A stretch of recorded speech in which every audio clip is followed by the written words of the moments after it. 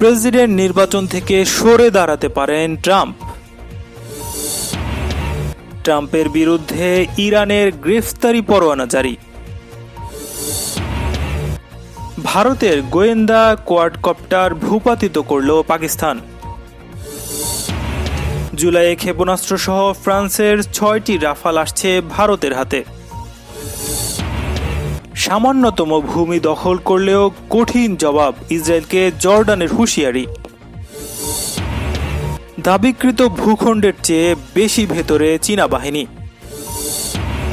সাহস থাকলে চীনের নাম উল্লেখ করে হুমকি দিন মোদির প্রতি অধীর রঞ্জন।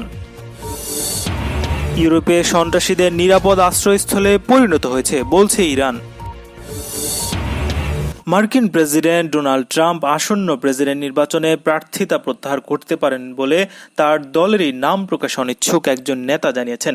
এই নেতাকে উদ্ধৃত করে মার্কিন যুক্তরাষ্ট্রের গণমাধ্যম জানিয়েছে, জনমত জরিপগুলোতে ট্রাম্পের বিষয়ে জনগণের নেতিবাচক দৃষ্টিভঙ্গি অব্যাহত থাকলে তিনি পুনরায় প্রেসিডেন্ট হওয়ার সিদ্ধান্ত পরিবর্তন করে নির্বাচন থেকে সরে দাঁড়াতে পারেন। রিপাবলিকান দলের ওই সদস্য অন্য নেতাদের কাছ থেকে এই ধরনের ইঙ্গিত পেয়েছেন বলে উল্লেখ করেছেন। ট্রাম্প সম্প্রতি এক টিভি সাক্ষাৎকারে ইঙ্গিত স্বীকার করেছেন আসন্ন নির্বাচনে তিনি বাইডেনের কাছে হেরেও যেতে পারেন। কয়েক মাস পর অনুষ্ঠেয় প্রেসিডেন্ট নির্বাচন ট্রাম্প পরাজিত হতে পারেন এমন সম্ভাবনা এখন স্পষ্ট হয়ে উঠছে। জনমত জরিপগুলোতে ট্রাম্পের তুলনায় বাইডেন 10/14 পয়েন্টে এগিয়ে আছেন। রিপাবলিকান নেতৃত্বে এই নিয়ে আলোচনা শুরু হয়েছে।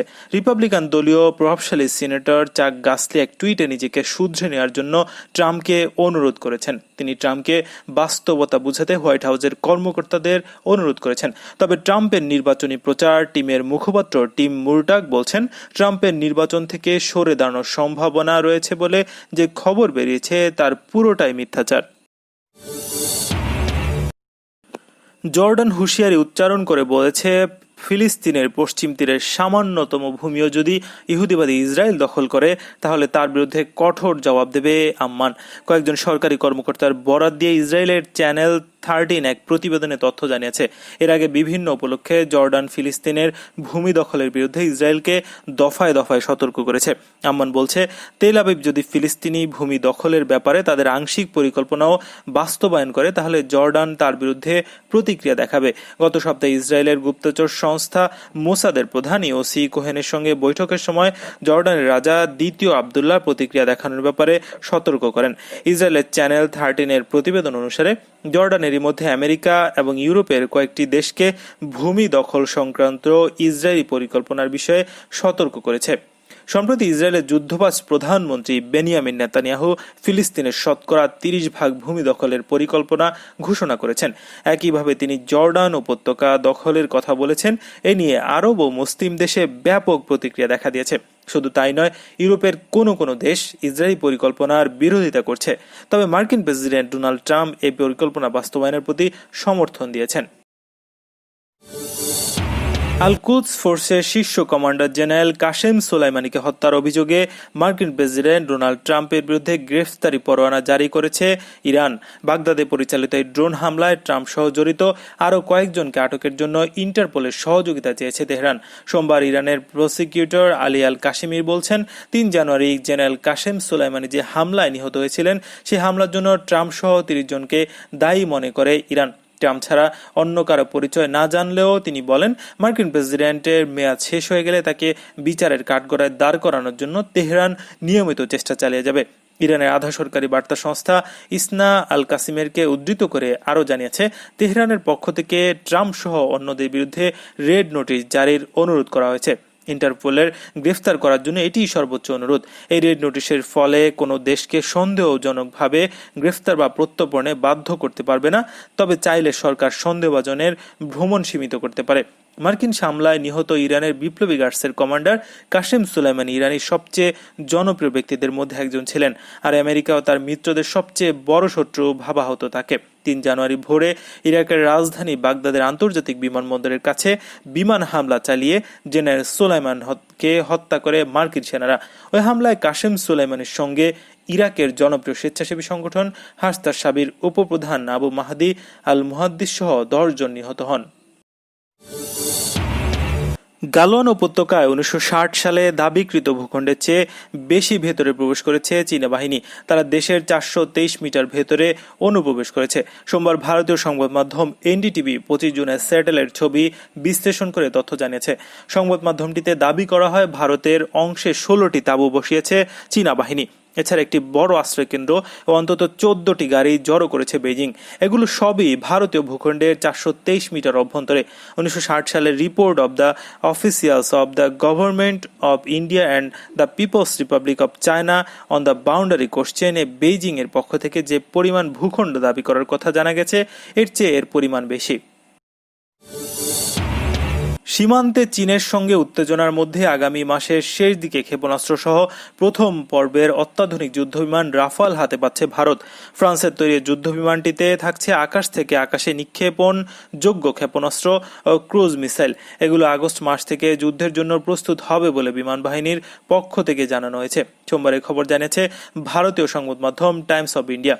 ফ্রান্সের সঙ্গে 2016 সালের সেপ্টেম্বর মাসে 59,000 কোটি রুপির চুক্তি হয় ভারতের। চুক্তিতে 36 অত্যাধুনিক রাফাল যুদ্ধবিমান ভারতকে দেওয়ার কথা রয়েছে। চীনের সঙ্গে সীমান্তে সংঘর্ষণের পর যুদ্ধ বিমানগুলো আনতে তোড়জোড় শুরু করে ভারত।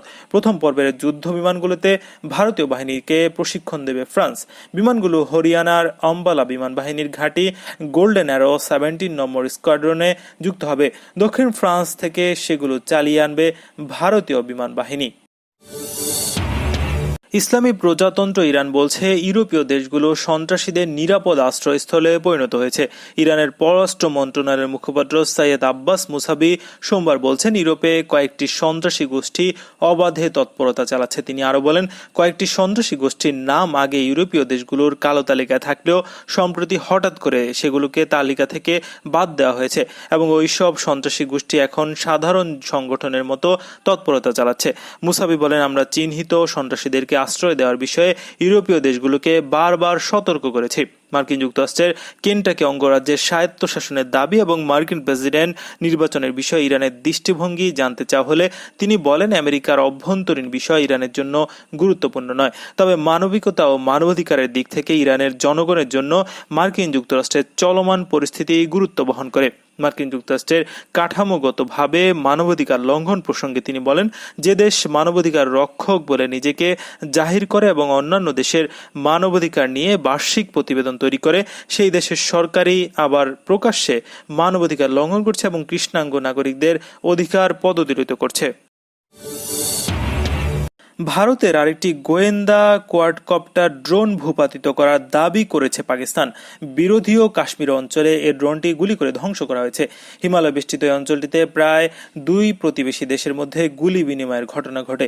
এ খবর জানিয়েছে তুর্কি সংবাদ মাধ্যম ইয়েনিফা শাফাক। রোববার দেশটির সামরিক বাহিনীর এক বিবৃতিতে ভারতীয় ড্রোনটি ভূপাতিত করার কথা জানানো হয়। এতে বলা হয়, পাকিস্তানি সেনাবাহিনী হট স্প্রিং সেক্টরে প্রকৃত নিয়ন্ত্রণ রেখা বরাবর ভারতীয় একটি কোয়াডকপ্টার ড্রোন গুলি করে ভূপাতিত করেছে। এতে বলা হয়, কোয়াডকপ্টারটি পাকিস্তানের নিয়ন্ত্রণ রেখার 850 মিটার অভ্যন্তরে প্রবেশ করেছিল। সেনাবাহিনীর পক্ষ থেকে বলা হয়, এবছর এটি নিয়ে ভারতীয় নবম কোয়াডকপ্টার ভূপাতিত করা হলো। ভারতের লোকসভায় কংগ্রেসের দলনেতা অধীর রঞ্জন চৌধুরী এমপি চীন ইস্যুতে প্রধানমন্ত্রীর উদ্দেশ্যে কটাক্ষ করে বলেছেন, সাহস থাকলে চীনের নাম করে হুমকি দিন মোদিজি, ফাঁকা আওয়াজ দেবেন না, মন কি বাত ছেড়ে লাদাখ কি বাত বলুন, ভিক্ষা না চেয়ে চীনকে তাড়িয়ে জমি ফেরত নিন। গত রোববার অধীর বাবু ওই মন্তব্য করেছেন। সামাজিক যোগাযোগ মাধ্যমে কংগ্রেসের সিনিয়র নেতা অধীর রঞ্জন চৌধুরী বলেন, নরেন্দ্র মোদিজি অন্তত একবারের জন্য মন কি বাত অনুষ্ঠানের বদলে আপনি লাদাখ কি বাত করুন। চীন ভারতের মাটিতে অনুপ্রবেশ করার পরে জায়গা দখল করলে আপনার কোনো বক্তব্য তাদের নাম করলেন না কেন? এই পরিস্থিতির মধ্যেও কেন চীন সম্পর্কে চুপ রয়েছেন আপনি? এর আগে রোববার রেডিওতে মন কি বাত অনুষ্ঠানে চীনের নাম উল্লেখ না করে নরেন্দ্র মোদী বলেছিলেন, লাদাখে যারা চোখ তুলে তাকিয়েছিল তারা কঠোর জবাব পেয়েছে। ভারত যেমন বন্ধুত্বের মর্যাদা দিতে জানে, তেমনি চোখে চোখ রেখে যোগ্য জবাব দিতে জানে। এদিকে কংগ্রেসের সিনিয়র নেতা অভিষেক মনু সিংভি এমপি প্রধানমন্ত্রী কিয়ার্স ফাগুকের কথা উল্লেখ করে বলেছেন, চীনের বিভিন্ন কোম্পানির থেকে 9,678 কোটি টাকা পেয়েছে পিএম কেয়ার্স তহবিল। একদিকে চীন ভারতের ভূখণ্ড দখল করেছে, আর অন্যদিকে চীনা কোম্পানির থেকেই অনুদান নেওয়া হচ্ছে কেন?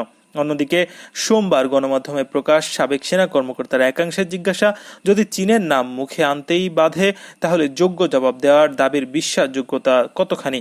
রেডিওতে মনের কথা অনুষ্ঠানে প্রধানমন্ত্রী নরেন্দ্র মোদীর মুখে চীনের নাম না শুনে তারা কিছুটা অবাকই হয়েছেন।